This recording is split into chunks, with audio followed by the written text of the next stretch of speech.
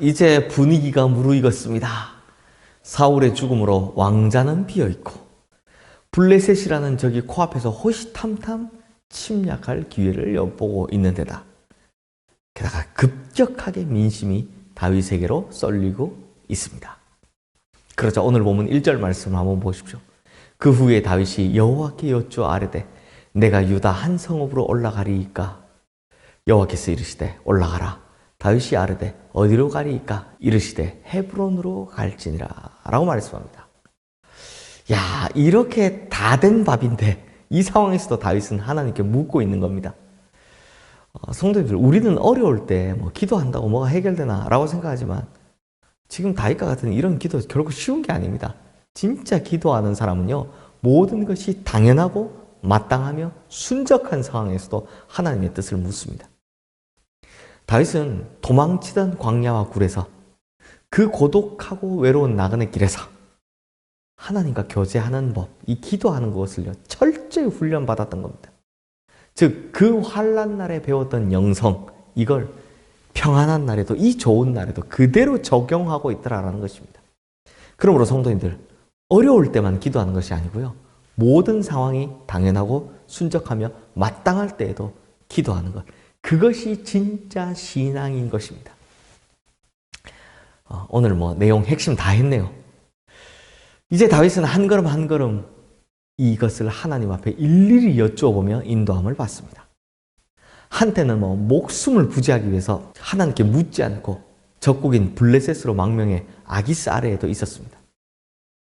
또 기다리지 못하고 라마나옳을 떠나서 하나님께 묻지 않고 자기 마음대로 행한 끝에 얻어진 결과가 얼마나 몸서리나게 비참했는지를 온 인생으로 배웠기 때문에 다윗은 이제는요, 모든 일에 일일이 기도로 묻는 겁니다. 이제 진짜 무엇이 복인지, 즉 하나님께서 서라는 곳에 서는 것이 복이고 하나님께서 가라는 그 목적지에 가는 것이 참된 복이다라는 것을 알게 된 거죠. 그래서 이제 응답을 받은 대로 어디로 갑니까? 헤브론으로 다윗이 나가게 되는 겁니다. 성도님들, 오늘 본문은요, 다윗이 사무엘 선지자로부터 기름 부음 받은 지 딱 10년이 되던 때에 일어난 일입니다. 그리고 이제야 헤브론으로 나아가는 거죠. 이런 것을 보면 우리 속에 있는 제일 먼저 고쳐야 할 병이 바로 조급증인 것 같습니다. 교회 안에서도요, 이상적인 그림이 머리 안에 있으면 그것만 생각해서 왜 이렇게 이게 빨리빨리 안 되냐, 이렇게 따져 물으시는 분들 많습니다.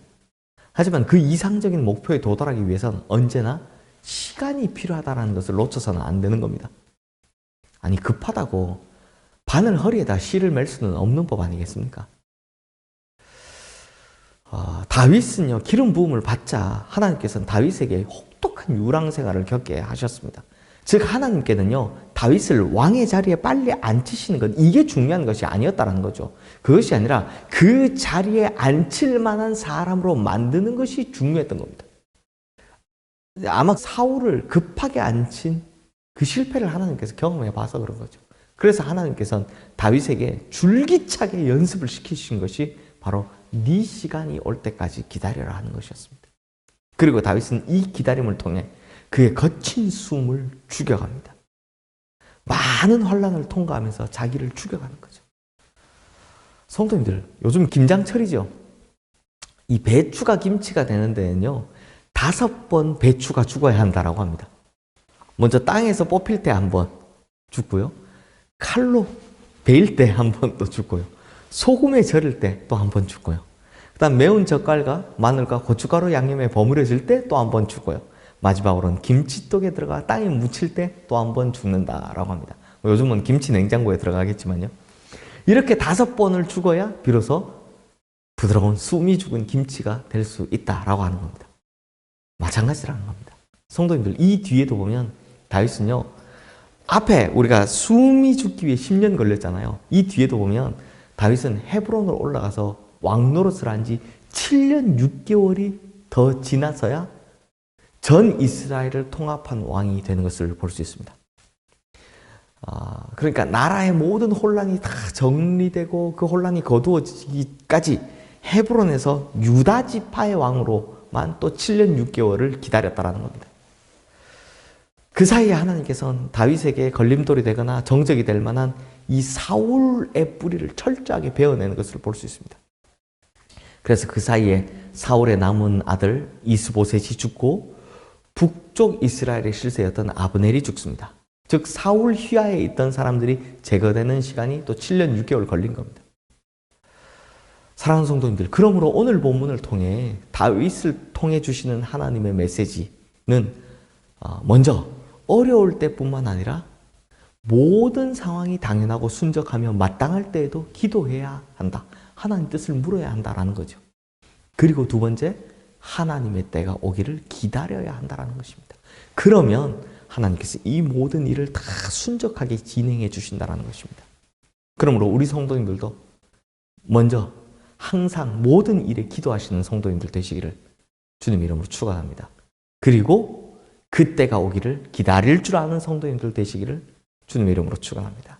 그러면 하나님께서 이 모든 일을 순적하고 형통하게 진행해 주실 줄로 믿습니다. 기도하겠습니다.